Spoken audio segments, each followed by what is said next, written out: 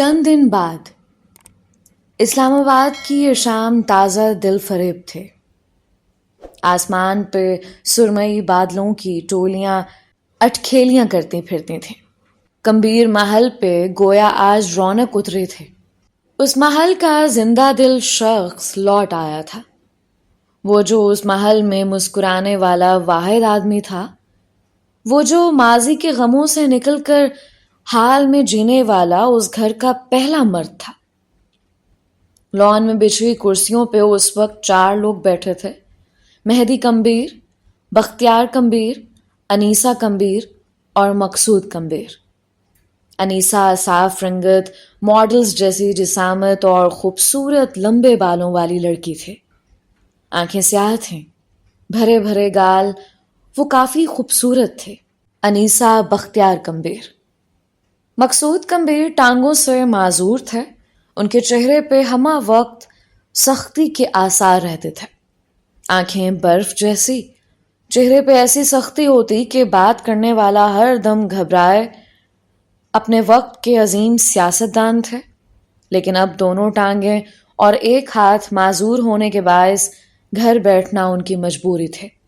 مجبوریاں کبھی کبھی آپ کو چڑچڑا اور بد مزاج کر دیتی ہیں۔ ان کے ساتھ بھی یہی ہو رہا تھا۔ بختیار البتہ مختلف تھے۔ کیس اور وہ کتابوں پہ ایک لمبی گفتگو کرتے تھے۔ کئی گھنٹے ساتھ بیٹھے ماضی کو یاد کرتے تھے۔ گزرے دنوں کے قصے، وہ خون کی ہولی جسے آج تک کیس ایک پسندیدہ فلم کی مانند یاد کیے ہوئے تھا۔ وہ روز دہرائی جاتی تھی۔ کیس تھک جاتا، بختیار نہ تھکتے۔ ٹرپ کیسا رہا؟ بختیار مہدی کو دیکھتے ہوئے پوچھ رہے تھے۔ نہ پوچھیں ججا، یہ ایک بہترین ٹرپ رہا۔ میں نے 3 نئے ملک دیکھے اور 8 نئے شہر دیکھے۔ اب مکمل ہوئے 55 ملک۔ 1-2 دن بعد بلوچستان جا رہا ہوں، اس نے تفصیلی جواب دیا۔ پھر مسکراتے ہوئے انیسہ کو دیکھا۔ تم کیسی ہو کازن؟ انیسہ نے گردن اٹھا کر اسے دیکھا۔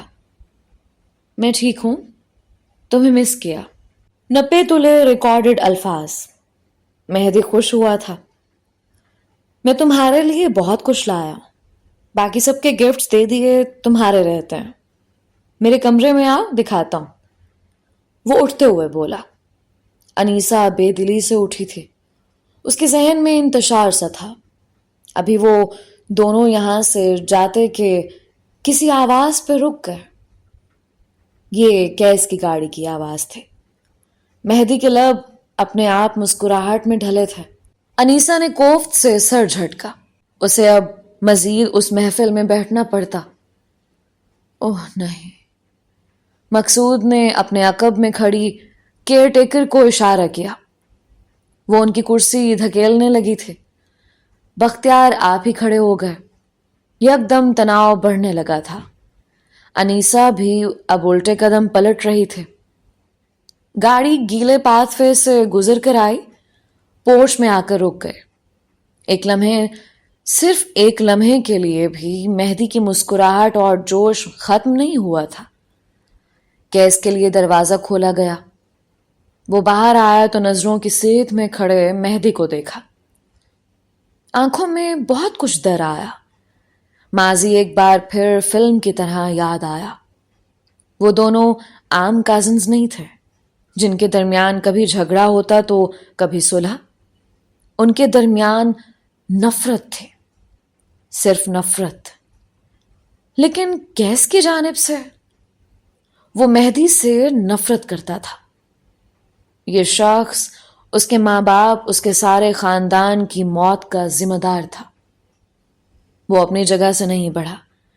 مہدی کو دیکھ کر اس کا دل دکھتا تھا، روح تک بلبلا جاتی تھی، لیکن وہ اسے خود سے دور بھی نہیں کرنا چاہتا تھا۔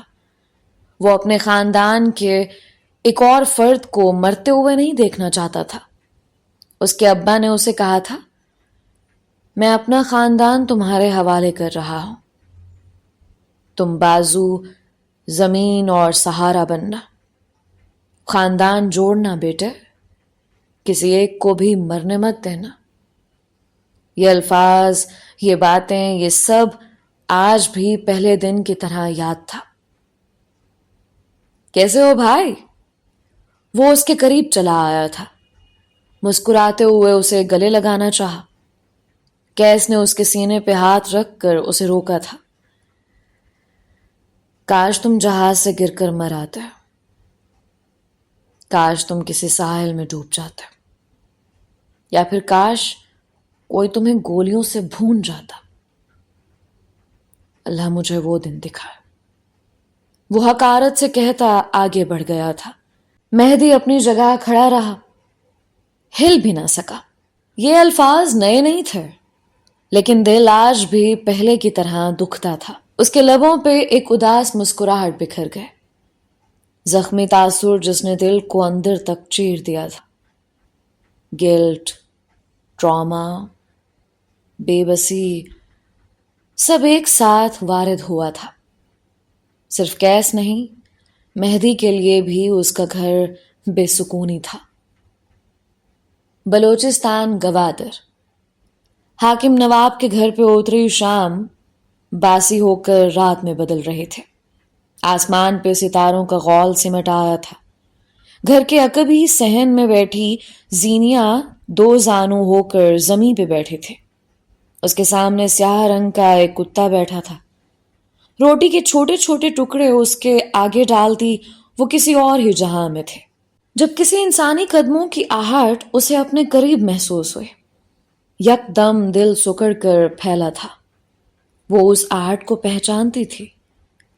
مسئلہ اس آہٹ سے نہیں تھا، مسئلہ اس سے جڑی باتوں سے تھا۔ تم مجھے سلام کرنے نہیں آئے؟ پرکشش مردانہ آواز اسے اپنے بے حد قریب محسوس ہوئے۔ زینیا نے آنکھیں بند کر کے کھولی تھیں، سنہری آنکھوں میں بیزاری سی تھی۔ میں نے آپ کو آتے نہیں دیکھا۔ نپے تلے الفاظ، خالی لہجہ۔ لیکن میں نے تو تمہیں مجھے دیکھتے ہوئے دیکھا تھا۔ آپ کو غلط فہمی ہوئی ہوگی، تم مجھے نظر انداز کر رہی ہو؟ ترکی با ترکی پوچھا گیا۔ مجھے ایسا کرنے کی کیا ضرورت بھلا؟ وہ اٹھ کھڑی ہوئی تھی، اپنے سامنے کھڑے بالاج میر کی آنکھوں میں دیکھتے ہوئے اس کا لہجہ ذرا سا بھی نہیں گڑبڑایا۔ بالاج مسکرا دیا۔ اس کی مسکراہٹ دلکش تھے۔ خاندان کے وجیح مردوں میں سے ایک، صاف رنگت، لمبا چوڑا قد، مضبوط جسامت، پڑھا لکھا مرد۔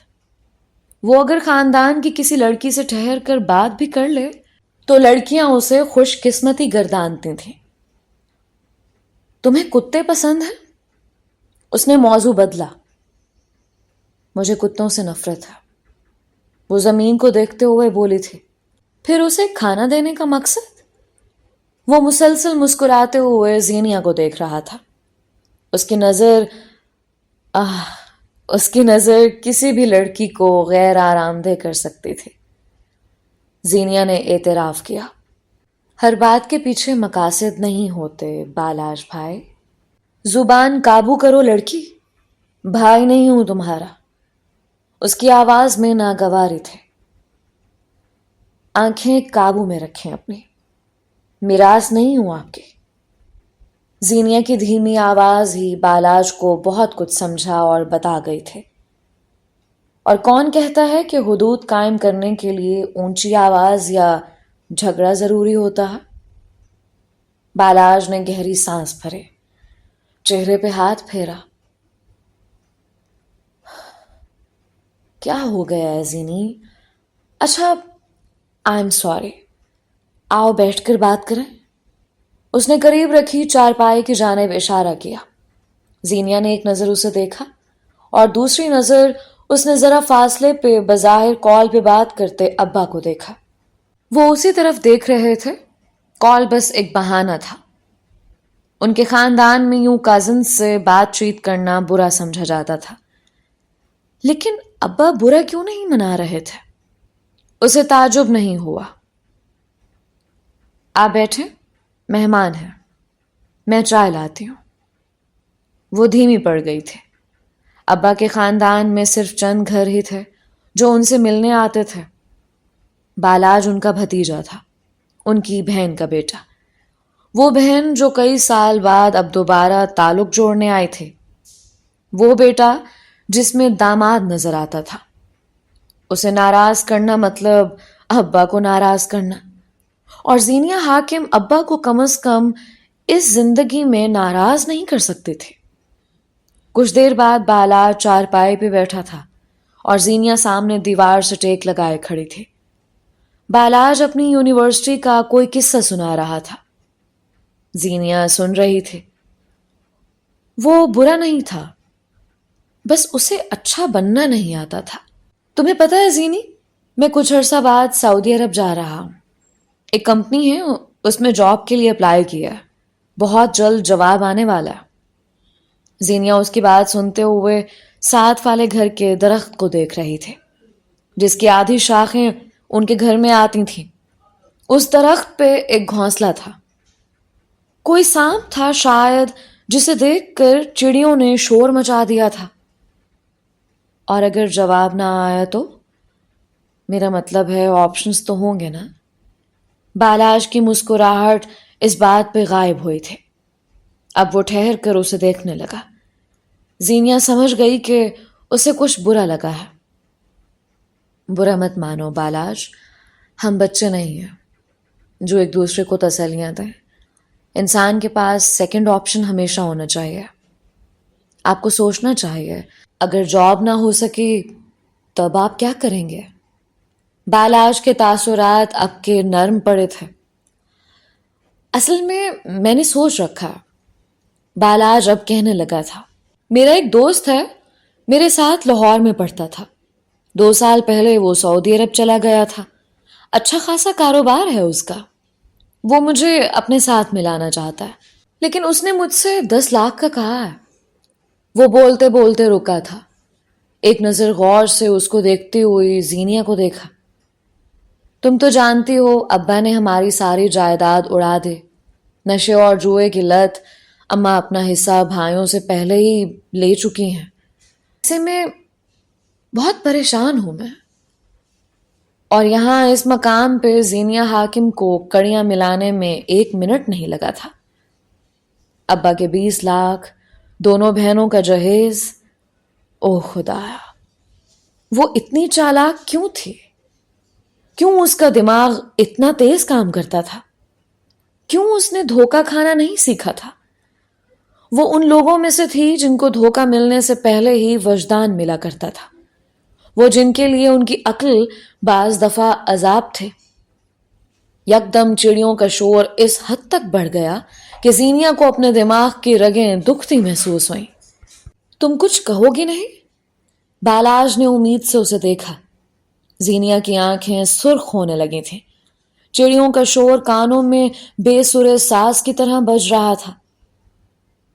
جو آپ چاہتے ہیں اور جو آپ کی اماں چاہتی ہیں وہ ہوگا نہیں، کبھی بھی نہیں۔ چاہتے ہوئے بھی اس کے لہجے میں تپش در آئی تھے۔ بالاج کو کوئی فرق نہیں پڑا، وہ مسکرایا تھا۔ زینیہ، میں تو تمہاری مشکلات آسان کر رہا ہوں۔ ہماری شادی تمہارے ابا کی مصیبت ختم کر دے گی، اور جس کا انتظار تم کر رہی ہو وہ نہیں آئے گا۔ اس کی آخری بات پہ زینیہ کے دل کو دھکا لگا تھا۔ دل کے زخم تازہ ہوئے تھے، اسے بے اختیار حد تک محسوس ہوئی تھی، یا پھر شاید دل دکھا تھا، اور اگر دل دکھا تھا تو بہت بری طرح دکھا تھا۔ دیوار سے لگی کمر دکھ رہی تھی، تھک رہی تھی، شدت سے جی چاہا بیٹھ جائے، گر جائے۔ بالاج کہہ رہا تھا، ہم بچے نہیں ہیں زینیہ جو ایک دوسرے کو تسلی دیں۔ انسان کے پاس ہمیشہ دوسرا آپشن ہونا چاہیے۔ وہ کہاں کس انداز میں زینیہ کو اس کے الفاظ لوٹا رہا تھا، کاش وہ اس کا منہ نوچ لیتی۔ عبداللہ نہیں آئے گا۔ بالاج کی ایک بات اور زینیہ کو اپنا دل خالی ہوتا محسوس ہوا۔ درخت پہ بیٹھی چڑیں خاموش ہو گئی تھیں۔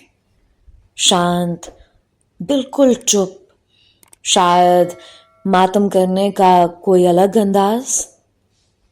सुकूत सा सुकूत था। दीवार से लगी कमर बेहद थक रही थी। अब्दुल्ला उसे थका रहा था। अब्दुल्ला आएगा? उसके लबों से फंसी फंसी सी आवाज निकले। आंखें बुरी तरह जलने लगी थीं। वो नहीं रोएगी, ये तो तय था, लेकिन उसे रोना आएगा, ये भी कुदरत था।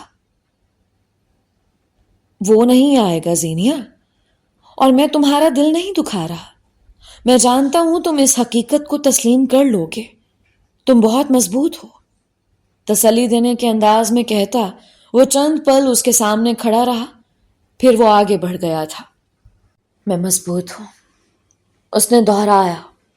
जुबान कह रही थी, दिल साथ नहीं देता था। मैं मजबूत हूं, उसने एक बार फिर दोहराया, और बिल्कुल सीधी खड़ी हो गई, बगैर किसी दीवार के सहारे के।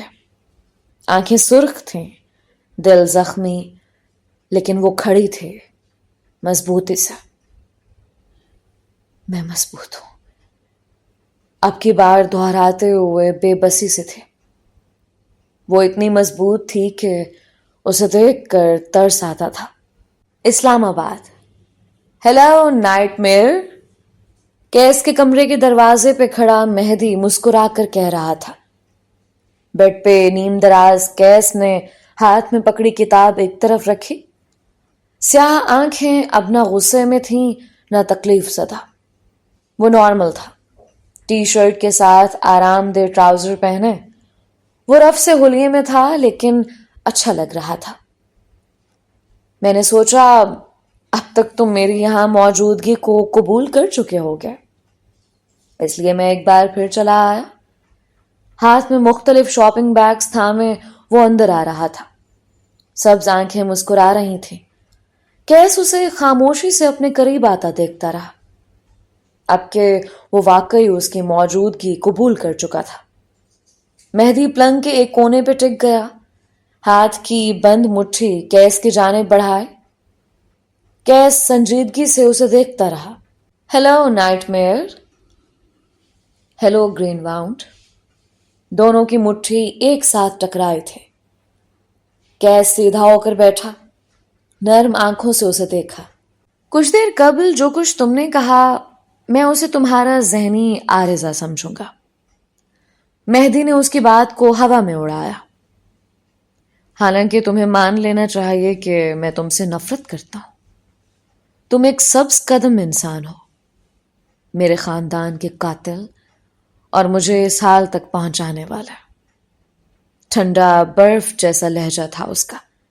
हर 4 घंटे बाद एक कॉल और 2 घंटे में एक मैसेज करके ये मालूम करना कि मेहदी जिंदा तो है, इसे फिर क्या समझूं मैं? मेहदी संजीदा था। गलत फहमे, कैस ने 2 लफ्ज़ी जवाब दिया। मेहदी ने खुद को फेंकने के से अंदाज में बेड पे गिरा दिया। मैंने तुम्हें बहुत मिस किया नाइटमेयर। अब के उसकी आवाज हल्की थी, मगर आंखें छत पे टिकी थी। यकीन करो मेरे साथ ऐसा कुछ नहीं हुआ। कैस ने कंधे उचकाए। बल्कि क्या पता मैंने तुम्हें मारने को आदमी भी भेजे हों, लेकिन तुम्हारी सब्ज कदम ही उनको खा गई हो। एक लम्हे के लिए वो सांस नहीं ले सका। मेहदी के जहन में यकदम एक झमाका सा हुआ था। रात का आखिरी पहर, सफेद घर, मौक्कब इमारतें, जर्द बत्तियां। उसकी आंखों के आगे अंधेरा छाने लगा। तुम मुझे मार नहीं सकते। तुम अपने खानदान में किसी को भी नहीं मार सकते नाइटमेयर। मेहदी की आवाज कहीं दूर से आई थी। तुम ठीक कहते हो, मैं मार नहीं सकता, लेकिन मरवा तो सकता हूं ना। जाने वो क्यों बज़िद था। मेहदी के चेहरे पे साया सा लहराया था। वो एक झटके से उठ बैठा। दिल भारी सा होने लगा था। उसने एक नजर कैस को देखा, वो भी उसे ही देख रहा था। اگلے ہی لمحے مہدی نے سر جھٹکا تھا۔ تم مجھے مار نہیں سکتا، اس نے گویا یقین دلوایا تھا، اور ساتھ ہی اپنے سامنے رکھے شاپنگ بیگز کیس کے سامنے اٹھا کر رکھے۔ یہ تمہارے لیے لایا ہوں۔ کیس نے ایک نظر بیگز کو دیکھا، پھر اسے، اور پھر بیگ میں ہاتھ ڈال کر سامان باہر نکالا۔ کف لنکس، ایک اور کف لنکس، اور پھر ایک اور کف لنکس۔ تینوں چھوٹے چھوٹے شاپنگ بیگز میں لاکھوں کی مالیت والے کف لنکس تھے۔ کیس کو کف لنکس پسند تھے، حد سے زیادہ پسند۔ اسے یہ کف لنکس لگانا پسند نہیں تھا، وہ بس انہیں جمع کرنے کا شوق تھا۔ اب کہ مہدی نے اپنی جیب میں ہاتھ ڈال کر چند سکے برآمد کیے تھے، مختلف ملکوں کے سکے، کیس اب مسکرایا تھا۔ یہ اس کا دوسرا شوق تھا، مختلف ممالک کی کرنسیز جمع کرنا۔ مہدی جب بھی کسی نئے ملک میں جاتا، وہاں کی کرنسی ضرور ساتھ لاتا۔ کیس کی ہتھیلی پہ سکے رکھتے ہوئے اس کا ہاتھ کیس کے ساتھ ٹکرایا تھا۔ کیس کو یوں لگا جیسے کسی انگارے نے اسے چھو لیا ہو۔ مہدی کا جسم تپ رہا تھا۔ سکے چھوڑ چھاڑ کیس فوراً سیدھا ہو بیٹھا تھا۔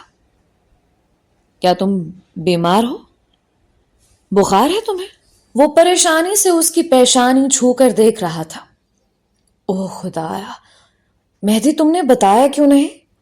وہ مہدی کا ماتھا چھو کر دیکھ رہا تھا تو کبھی گردن۔ یکدم اس کا دل اچھل کر حلق میں آیا تھا۔ یہ کیس کا خاندان تھا، اور یہاں ہلکا بخار اور زکام بھی ناقابل قبول تھا۔ کچھ دیر بعد وہ دونوں مہدی کے کمرے میں تھے۔ یہ کمرہ کیس کے کمرے سے مختلف تھا، بے حد مختلف۔ ابھری اینٹوں والی دیواریں جن پہ گہرے رنگ کا پینٹ تھا، دائیں جانب والی دیوار پہ مہدی کی تصاویر ٹنگی تھیں۔ 55 ملکوں کی مختلف جگہوں پہ سیاست کے مزے لوٹتا مہدی۔ بائیں جانب والی دیوار کے ساتھ ایک سٹائلش ریک تھا جس پہ چند میڈلز، فریم شدہ تصاویر یا پھر مختلف ملکوں سے لائے جانے والی نواردات رکھی تھیں۔ اسی دیوار کے اختتام پہ کلازٹ کا دروازہ تھا جس کا دورہ ہم فی الحال ملتوی کیے دیتے ہیں۔ کمرے کے بیچوں بیچ زمین کی طرف جھکا ہوا بیڈ تھا جس کے تاج کے اوپر مختلف پینٹنگز ٹنگی تھیں۔ سامنے والی دیوار پہ دیوار گیر ٹی وی، اور ٹی وی کے عین سامنے اخباروں کے کور والا صوفہ۔ کمرے کی سیلنگ پہ چاروں اور فیری لائٹس لگی تھیں جن کی ہلکی نیلی روشنی کمرے کی رونق بڑھائے ہوئے تھے۔ مہدی اپنے بیڈ پہ لیٹا تھا، لحاف سینے تک اوڑھ رکھا تھا۔ گال بخار کی حدت سے تپ رہے تھے۔ کیس اس کے سامنے کھڑا تھا، تفتیشی نظروں سے اسے دیکھتا ہوا۔ تمہارا بخار کتنا پرانا ہے؟ شاید 1-1.5 ہفتہ ہوا ہے۔ سینٹورینی میں وبا پھیلی تھی، موسم زکام بخار سب کو ہی تھا۔ کیس نے ہاتھ میں پکڑی چند رنگین گولیوں کے پتے کو ایک نظر دیکھا اور پھر پھینکنے کے انداز میں اس کے سینے پہ دے مارے۔ مہدی نے نکاہت سے آنکھیں بند کی۔ انہیں کھا لو، صبح تک تم مجھے تندرست چاہیے ہو، آئی سمجھ؟ مر نہیں سکتے تم۔ تو ثابت ہوا کہ خاندان میں کسی کی موت کیس کا خوف تھا۔ وہ جتنا خود کو بیزار ظاہر کر رہا تھا اتنا تھا نہیں۔ مہدی نے زکام زدہ سانس اندر کھینچی۔ میں 1 ہفتے سے دوائی کھا رہا ہوں، کوئی اثر نہیں ہو رہا، شاید ملیریا۔ کہتے ساتھ وہ کراہا تھا۔ بخار سے بدن ٹوٹ رہا تھا، کندھے بھاری ہو رہے تھے، اس کی سرخ آنکھیں اب جل رہی تھیں۔ کیس یوں ہی کھڑا رہا، بے تاثر، سرد چہرہ لیے۔ البتہ دل 1000 بار ڈوب ڈوب رہا تھا۔ اگلے 6 ماہ تک تم ملک سے باہر نہیں جا رہے۔ کیس کے اعلان پہ مہدی بھون چنکا رہ گیا تھا۔ اس نے اٹھنے کی کوشش کی لیکن نکاہت آڑے آ گئے۔ مہدی کا سفری بستہ بیڈ کے ایک کونے پہ کھلا پڑا تھا۔ کیس اب اس کا سامان الٹ پلٹ رہا تھا۔ اس کے چہرے پہ کچھ تھا، غیر آرام دہ سا۔ تم ایسا نہیں کر سکتے کیس، پاگل ہو گئے ہو کیا؟ میں ٹریولر آدمی ہوں, گھر میں کیسے رہ سکتا ہوں؟ حیرانی سی حیرانی تھے. یہ الفاظ ہضم کرنا مشکل تھا. میرے ایئر پوڈس کہاں ہیں؟ کیس اس کی سنے بغیر بولا تھا. مہدی کے کپڑے, مختلف سامان اب فرش پہ بکھرا پڑا تھا. سامان میں آدھے سے زیادہ گھڑیاں تھیں, مختلف برانڈز کی مہنگی مہنگی گھڑیاں. مس پلیس ہو گئے ہوں گے. صاف ظاہر تھا کہ وہ ٹال رہا ہے. ایئرپورٹس کے نام پہ مہدی کو وہ سیاہ رات یاد آ گئی تھے. تم کب سے چیزیں مس پلیس کرنے لگے؟ صاف صاف بتاؤ گرین واؤنڈ, تم کیا چھپا رہے ہو؟ اگر میں نے پتہ لگا لیا تو تم جانتے ہو میں کیا کروں گا؟ مہدی نے گہری سانس بھری. ہاں مان لیا تم 155+ IQ کے مالک ہو. مانا تمہاری میموری فوٹوگرافک ہے. تم دنیا کے ذہین انسانوں میں سے ہو, لیکن مسٹر کیس کمبیر صاحب, ہر بات میں شک اور ہر معاملے میں ٹیڑھ ڈھونڈنا چھوڑ دو پلیز. میں سونا چاہتا ہوں, جاؤ پلیز. لحاف اپنے اوپر ڈالتے ہوئے اس کا دل زور زور سے دھڑک رہا تھا. اس کے سامنے کیس تھا. وہ آدمی نہیں تھا, ایکس رے مشین تھا. وہ آپ کا چہرہ دیکھ کر کئی منٹ قبل ہونے والا واقعہ بھی بتا سکتا تھا. اسے ڈاج دینا دنیا کا سب سے مشکل کام تھا. مہدی لحاف اوڑھے لیٹ گیا تھا, آنکھیں میچ رکھی تھیں. کیس چند لمحے کھڑا اسے دیکھتا رہا. وہ جانتا تھا کچھ ہے جو چھپایا جا رہا ہے, لیکن وہ یہ بھی جانتا تھا کہ کم از کم مہدی اسے یہ بات نہیں بتائے گا. میں جانتا ہوں تم سوئے نہیں. کیس نے ہانک لگائے. مجھے فرق نہیں پڑتا کہ تم کہاں تھے, کیا کیا, کیوں کیا.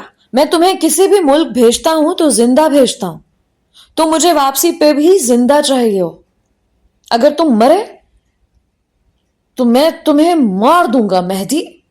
آخری لفظوں میں ایسی صفاقی تھی کہ لمحے بھر کو کوئی بھی کانپ جائے. وہ کہہ کر رکا نہیں, لمبے لمبے ڈگ بھرتا باہر نکل گیا. پیچھے مہدی نے دھیرے سے لحاف سرکایا تھا. اس کی آنکھوں میں وہ سیاہ رات ایک بار پھر گھوم گئے. اگر وہ صرف ایک رات ہوتی تو فرق نہیں پڑتا تھا, لیکن وہ تعاقب کار ایک بار پھر آیا تھا, اور مہدی اب یاد نہیں کرنا چاہتا تھا وہ کب کب آیا تھا. لحاف واپس اوڑھاتے ہوئے اس نے آنکھیں بند کر لیں. اسے سونا تھا, لمبی گہری نیند سونا تھا. بلوچستان. شام کے نیلے سائے پھیل کر سیاہ ہونے لگے تھے. حاکم نواب کے گھر میں اپنے کمرے میں موجود زینیاں بے چینی سے یہاں سے وہاں ٹہل رہی تھی. چند دن بعد ہی تو اسلام آباد سے ایک سیاحتی گروپ اس کے شہر آ رہا تھا. اسے ابا کی اجازت نہیں چاہیے تھے. اسے بس کسی طرح اس گھر سے نکلنا تھا. زینیا کے پاس ہمیشہ چور دروازے ہوتے ہیں. پلنگ پہ نیم دراز کونج اپنے موبائل پہ کچھ دیکھ رہی تھے. یہ موبائل ہی تو اس کی کل متاع تھا, اور یہ پلنگ اس کا سگنل زون. ہر گھر میں ایک ایسا کونا ضرور ہوتا ہے جہاں آپ کا انٹرنیٹ تیز چلتا ہے. پلنگ کا دایاں حصہ اس گھر کا وہی کونا تھا. اسپیکر سے کسی کی بھاری مردانہ آواز گونج رہی تھی. کیس, آپ اس ملک کے مشہور ڈیزائنر ہیں. عورتیں آپ کے بنائے کپڑوں کو پہننا اپنی خوش قسمتی سمجھتے ہیں. مرد آپ کے برانڈ کو لوکل سمجھتے ہیں. لیکن آپ خود صرف اور صرف مردوں کے کپڑے ڈیزائن کرتے ہیں. آپ کے بارے میں مشہور ہے کہ آپ ایک اینٹی فیمنسٹ, سیلف سینٹرڈ, میسوجنسٹ آدمی ہیں. آپ کے پاس کوئی وضاحت ہے؟ کیوں آپ عورتوں کو اتنا کمتر سمجھتے ہیں کہ آپ ان کے کپڑے تک ڈیزائن نہیں کرتے؟ اگر کونج کے موبائل میں جھانک کر دیکھو تو گھنگریالے بالوں والا کیس ایک اسٹوڈیو میں بیٹھا تھا. سفید کرسی اور درمیان میں رکھی شیشے کی میز. آس پاس کی دیواریں سبز تھیں. میزبان کی بات پہ اس نے گہری سانس لی تھی. لوگوں کا کام تو کہنا ہے, میں ان کی باتیں نہیں سنتا. رہی بات عورتوں کو کمتر سمجھنے کی, تو شاید ایسا ہو کہ میں عورتوں کو کمتر نہیں بلکہ بہت قابل احترام، مقدس اور نفیس سمجھتا ہوں۔ کیا پتہ میں ان کے کپڑے اس لیے ڈیزائن نہیں کرتا کیونکہ مجھے نہیں لگتا میں اس لائق ہوں۔ وہ میزبان کی آنکھوں میں دیکھتا کس خود اعتمادی سے کہہ رہا تھا، دیکھا زینی، خواہ مخواہ لوگ اس بیچارے کے پیچھے پڑے تھے۔ کونج اس کی بات پہ سیدھی ہو بیٹھی تھی۔ بیچارے کو پتہ نہیں کیا کیا کہہ ڈالا، کیسا جواب دیا اس نے۔ لوگوں کی بولتی بند ہو جائے گی اب۔ وہ چہک رہے تھے۔ اس نے جواب نہیں دیا کونج۔ اس نے سوال کے بدلے سوال کیا۔ اس نے تردید نہیں کی لیکن اس نے تائید بھی نہیں کی۔ بے وقوف لڑکی، وہ بات کو اپنے کورٹ میں کر گیا اور تم لوگ سمجھے ہی نہیں۔ زینیا کے لمبے تبصرے پہ کونج کا چہرہ بجھ گیا۔ سر جھٹک کر وہ ایک بار پھر موبائل کی طرف چہرہ موڑ گئی۔ زینیا بھی اپنے موبائل پہ ٹائپ کر رہی تھی۔ وہ مثبت جواب دے رہی تھی۔ اسے اب کسی سوچ و بچار کی ضرورت نہیں تھی۔ وہ جائے گی، ضرور جائے گی۔ پورے ملک میں شاید ہی کوئی ایسا شہر ہو جہاں آپ کی بوتیک چین نہ پھیلی ہو، جہاں آپ کا فیشن ہاؤس نہ ہو۔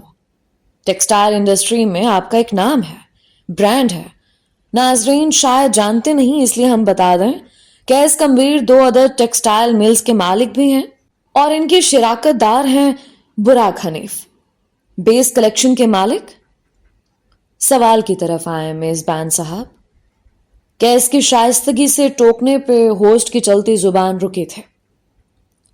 سوال یہ ہے کیس کہ آپ کی ٹیکسٹائل ملز اور آپ کے باقی سارے فیشن ہاؤسز میں عورتوں کی ایک بہت بڑی تعداد ہے، لیکن کیسم کی مین برانچ میں چند گنی چنی خواتین کے علاوہ کیوں کوئی عورت کام نہیں کرتی؟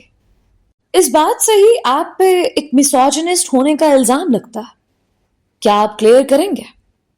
کیس مسکرایا تھا۔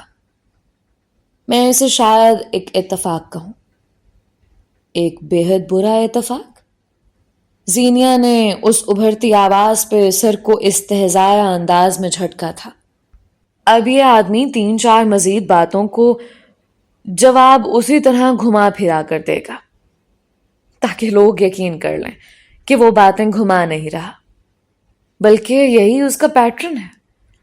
وہ ایک بار پھر موبائل پہ تیز تیز ٹائپ کرنے لگے تھے۔ کوفت زدہ بیزار چہرہ، آدم بیزار۔ کونج نے اب کے زینیا کو نہیں دیکھا۔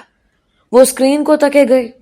چند مزید باتوں کے جواب بھی وہ اسی طرح دیتا رہا، گھما پھرا کر کے۔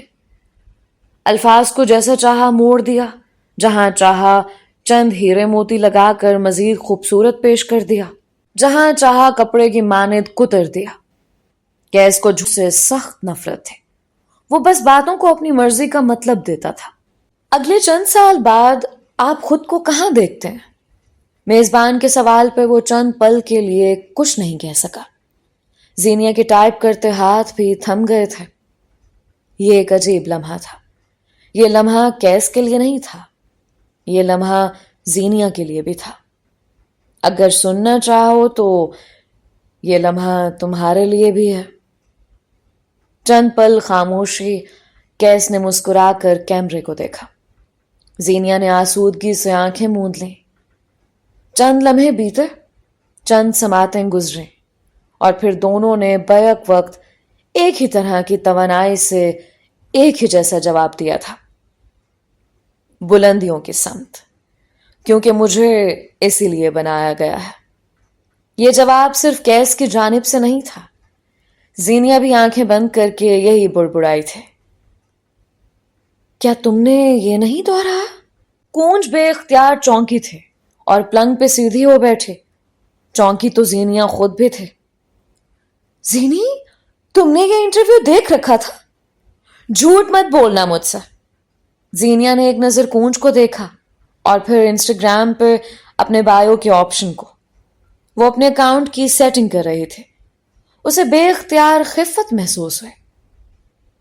میں نے نہیں سن رکھا، میں تو اس آدمی کو بھی نہیں جانتی۔ وہ واقعی سچ کہہ رہے تھے۔ اس کے چہرے پہ ہلکی سی حیرانی بھی تھی۔ تو پھر تمہیں کیسے پتا یہ کیا کہنے والا تھا؟ کونج بات کی تہہ تک پہنچے بغیر کیسے خاموش ہو جاتی؟ زینیا بار بار کچھ ٹائپ کرتی اور پھر الجھ کر مٹا دیتے. لمبی سفید انگلیاں بے چین تھیں. I don't know. It just happened. کونج خاموش ہو گئی تھے. زینیا کی انگلیاں حرکت میں آ گئیں. نہ جانے کیوں کس خیال کے تحت اس نے بایو میں لکھ ڈالا بلندیوں کی سمت، کیونکہ مجھے اسی لیے بنایا گیا ہے.